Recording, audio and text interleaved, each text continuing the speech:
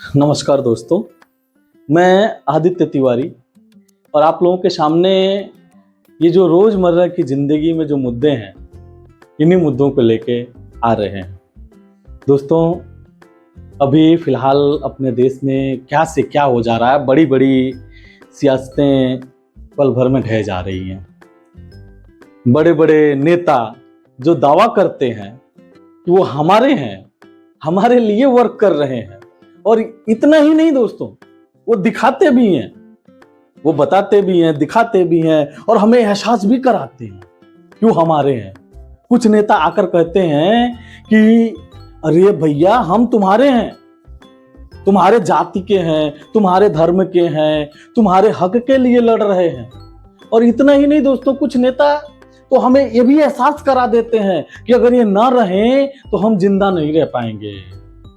और दोस्तों, आप लोगों ने अभी देखा होगा फिलहाल में अभी एक बहुत मुद्दा गरमाया था वर्करों को लेके। कामगार जो छोटे छोटे कामगार हैं, कुछ डिलीवरी पार्टनर्स जैसे ब्लिंकिट, जेप्टो और सेंडमी, जोमेटो, ऐसी जो कंपनियां हैं जो मतलब हमें चीज़ें प्रोवाइड कराती हैं घर बैठे, उनके जो डिलीवरी पार्टनर्स थे जो डिलीवर करते हैं हमारे पास, उनके वेयर हाउस से लाके हमारे पास तक सामान देते हैं, उनके लिए कुछ लोग टेलीकॉम कंपनियों के लिए जो हमें इस समय में रिचार्ज प्रोवाइड कराती हैं, जो हमें ऐसी चीज़ें प्रोवाइड कराती हैं, हर एक चीज़ें मतलब कि हमें मिलती हैं, हर सुविधाएं मिल रही हैं, तो उन्हें ये दिखाया जा रहा था कि देखो हम तुम्हारे साथ खड़े हैं, लेकिन हमारे साथ कोई नहीं खड़ा है। उन पे एक बार कई सारे एलिगेशंस भी लगाए गए, जो हमारी रूलिंग पार्टी है उनके द्वारा भी और जो उनकी खुद की पार्टी है उनके द्वारा भी। नाम आप लोगों ने जानते ही होंगे, बहुत ही मशहूर नाम है, राघव चड्ढा, श्री राघव चड्ढा।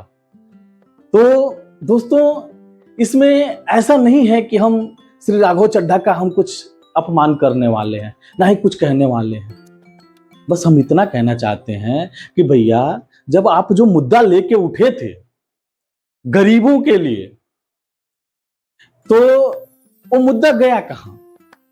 जिसको आप गाली दे रहे थे, जिसको आप बोल रहे थे कि ये अछूत है, हम इसके छुआ पानी नहीं पिएंगे, तो उसी के थाली में खा रहे हो, गए कहां भैया?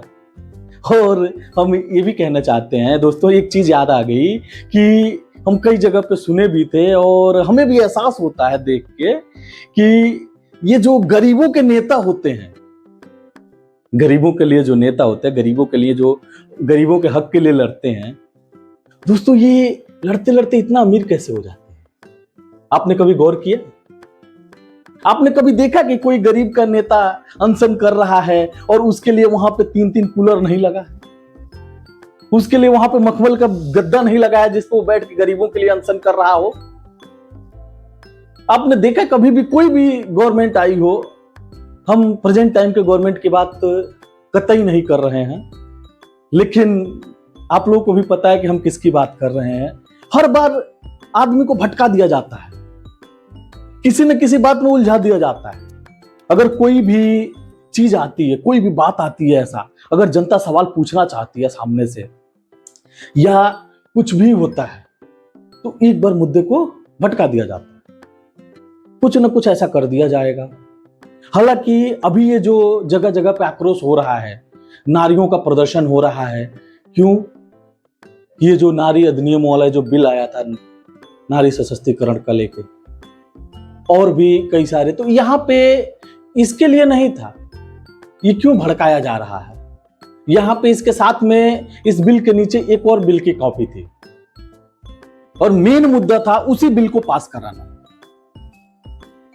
जब वो बिल पास नहीं हुआ तो ये बिल भी रिजेक्ट करवा दिया गया।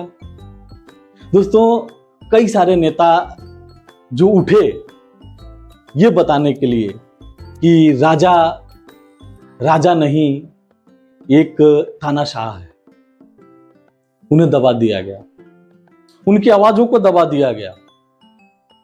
और कई बार हमने सामने से देखा है कि हम किसी की बुराई करते हैं फला आदमी ऐसा है, फला आदमी वैसा है, हम 500 लोगों की, 1000 लोगों की, लाखों लोगों की भीड़ में खड़ा होकर हम बोल रहे हैं कि फलाना आदमी ने इतने घोटाले किए, फला आदमी यहां पे ऐसा कर दिया, और कल को जब वही फला आदमी, वही जिसके खिलाफ हम इतने सारे एलिगेशंस लगा रहे हैं, वही आदमी जब हमारा गमछा ओढ़ लेता है, दोस्तों वो बड़ा सही आदमी है। तो आज के लिए नमस्कार। और हम सरकार के खिलाफ कुछ नहीं बोल रहे हैं, बाकी आप लोग खुद समझदार हैं। जय हिंद, जय